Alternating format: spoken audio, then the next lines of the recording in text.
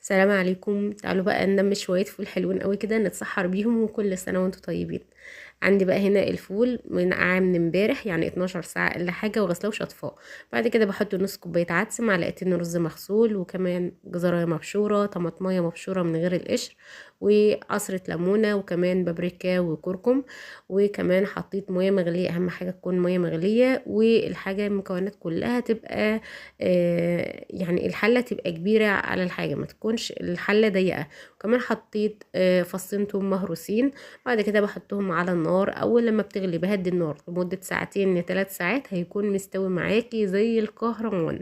بجد حلو جدا. وكمان التوم قولي معايا الفولة كده حلوة ومهروسة وزي الفل.